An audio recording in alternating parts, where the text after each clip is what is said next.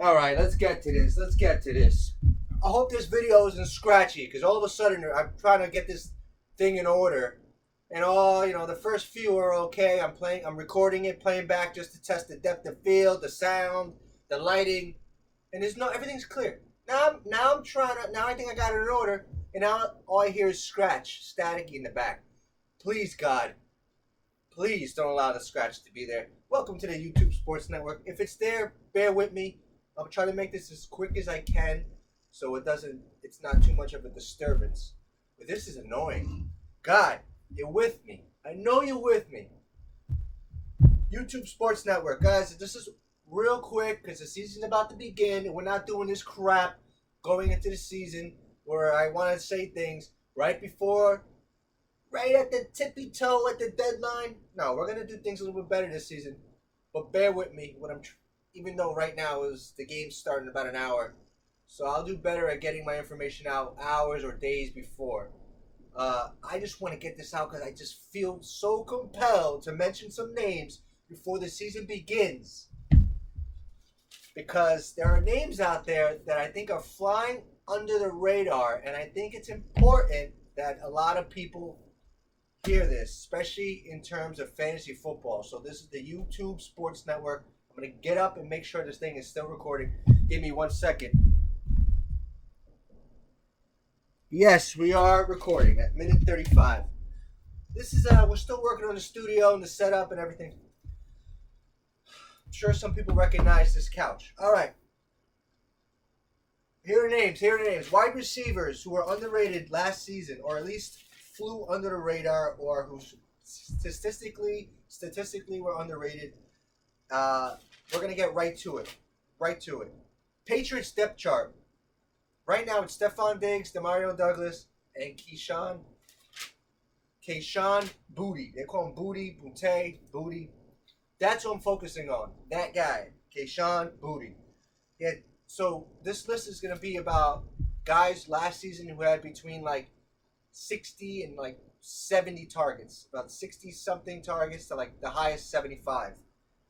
Not your like 100 plus guys, 90 plus guys. We're going guys with like 60 targets.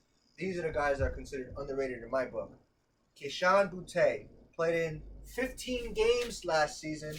He had 68 targets, 43 catches, 589 yards for 13.7 yards per catch.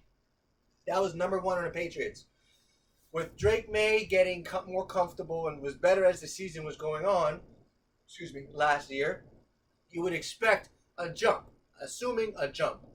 All right? I know we got a new coaching staff in there as far as the head coach, Mike Vrabel, but you would expect a jump, right?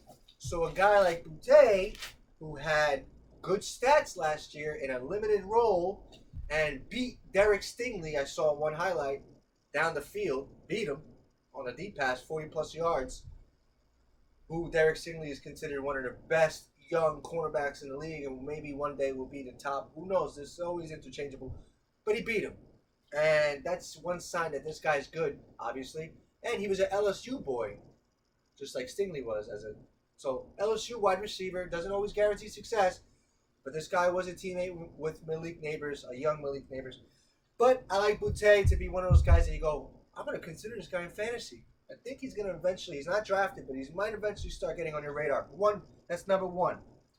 Number two, the second, I'm going to look at the Rams depth chart, and I'm looking at Tutu Atwell.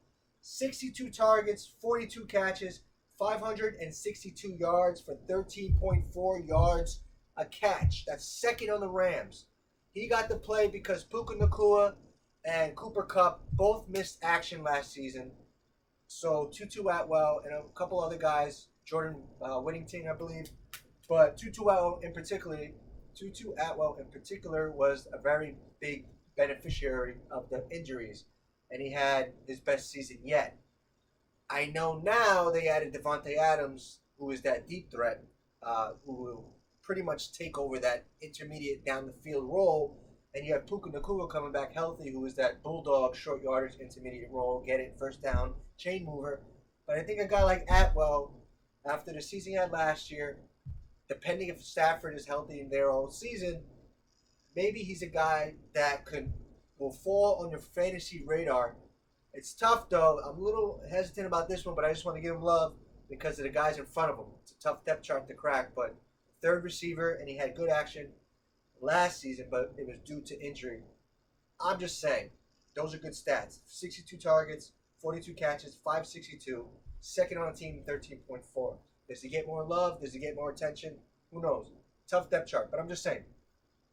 Let's move on to the Colts depth chart. Michael Pittman Jr., Alec Pierce, Josh Downs. Alec Pierce, we're going to focus on. 69 targets, 37 catches, 824 yards. 824 yards on 37 catches. Nearly half of his targets weren't caught. The Colts, in general, or the Colts last season, had the worst completion percentage in the NFL.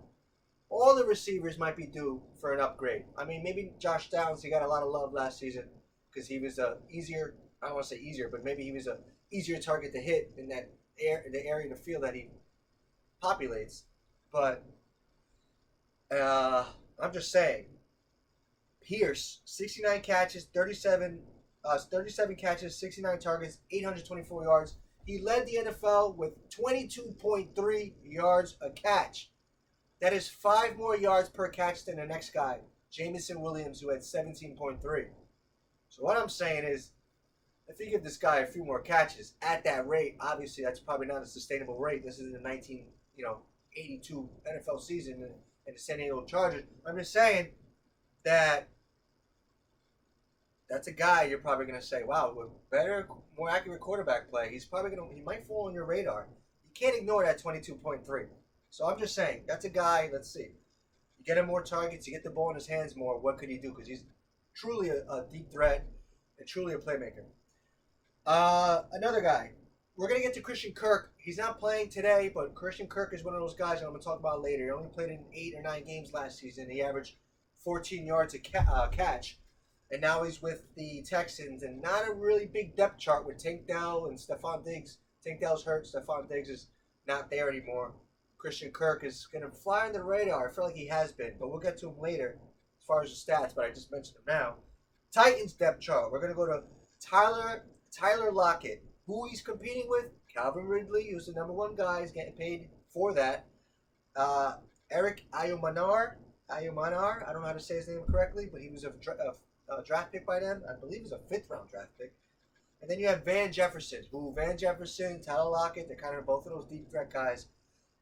But I'm looking at Cam Ward, their quarterback, who was the number 1 overall pick in the NFL draft, this previous draft, who is not even, now the attention's all over the place.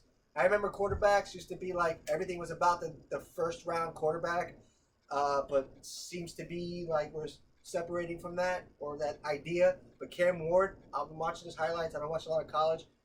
This guy has a great arm, and he had a good completion percentage, and he had 39 touchdown passes last year, and he led, I think, his conference, because most of his stats were highlighted black. They were bolded in black, which meant that he led the league. I don't know if that was the FBS or if that was the conference he played in, but the guy was across the board a leader in a lot of categories. Drafted number 1 overall, has a hell of an arm, is a big guy. I'm just saying, maybe that's the right guy for this offense. An accurate guy, stronger quarterback who is not going to turn the ball over much and is going to get the ball down the field to his playmakers. Maybe Tyler Lockett has a resurgence. Maybe Tyler Lockett should be getting more love with the Titans. I know Ridley, they're mostly a run-first type of team, and you have Ridley, and they don't normally, the Titans do, get the ball to the second and third receivers. It's always like number 1 receiver, a couple tight ends, and your running back. I'm just saying, does Tyler Lockett have a better season this year? He had 74 targets last season. It's not much for him. 49 catches, 600 yards, right? So now with a new offense, a new team, a new conference, a new division, new conference, new everything. New quarterback. Does he have a little bit of a boost? Does he fall on your fantasy radar? Is what I'm saying. All right, because the quarterback throwing to him, I think, can get him the ball down the field. Steelers depth chart. Calvin Austin III. Now it's DK Metcalf, Calvin Austin, and Roman Wilson, Scotty Miller. There's not a bunch there, right? Like no, I shouldn't say that. I shouldn't say that. Scotty Wilson, no disrespect. Roman Wilson, we don't know much about. I don't think he played last season.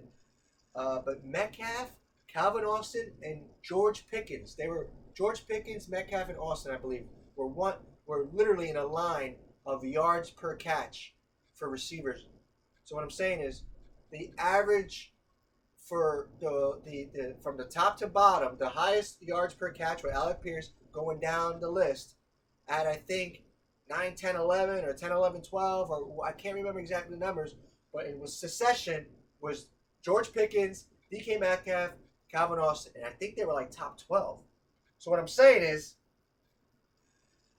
he had 58 targets, 36 catches, 548 yards. You see the similarities between the other guys? That's 15.2 yards per catch. That is second on the team behind George Pickens, right there, like 15.3. The Steelers are like that. Run the ball, shoot deep. Run the ball, shoot deep, right? Does Aaron Rodgers, it makes me wonder, does Aaron Rodgers, who was the best at getting the ball to the sidelines, down the field, making plays downfield, the most accurate deep passes that you've seen, does he, at what, 41, 42, paired with these receivers, does he have that magic? Obviously, you got to protect them. You got to have a good O-line.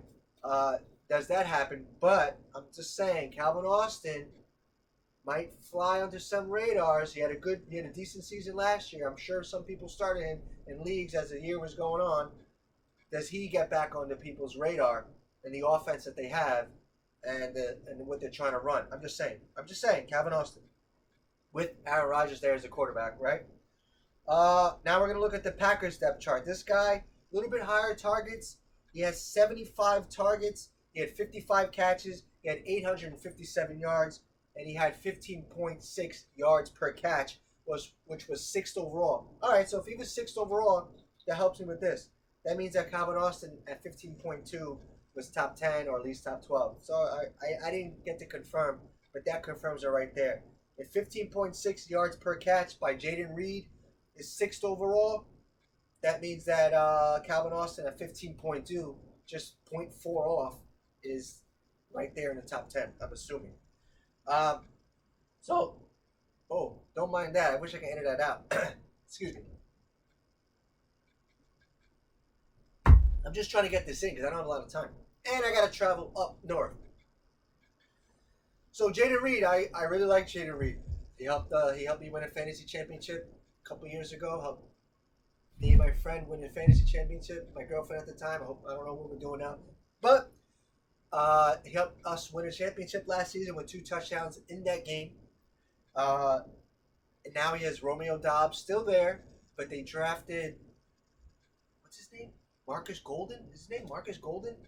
This kid seems like he's going to be really good, Golden. He's not a big guy, but he's a great route runner. He seems like he fits the Packers perfectly. He kind of has that Randall Cobb type, that prototype, but more of a stretch the field type.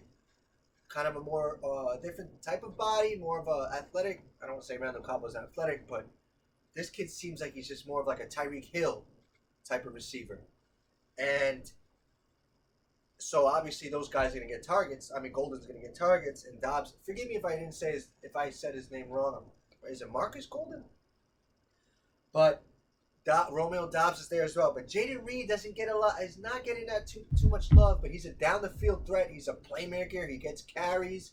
He gets like nearly 200 yards rushing a year. So I just feel like, and I saw in our fantasy draft, he went I think 15th round. That is amazing value. And Will Cruz in the league got Jaden Reed. I texted him and said, amazing value, great value pick. So does Jaden Reed, although he's a drafted player, does he get more love or does he get more noticed? Although I'm sure he's gotten his flowers so far. So Jaden Reed is kind of one of those guys we already know about, and he's already added Alec Pierce and Tutu Atwell, Keyshawn Boutte, Christian Kirk, Tyler Lockett, Calvin Austin III. Those guys, to my knowledge, are not on many rosters. And I think those guys will, in a short period of time, be added, especially with receivers being so important, or all the players being important in fantasy football.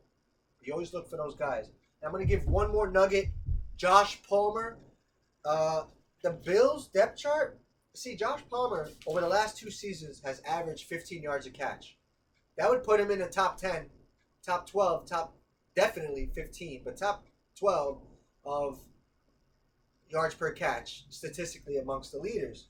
So that's over the last 2 seasons. 15.3 2 years ago, 15.15 or 15.1 last year.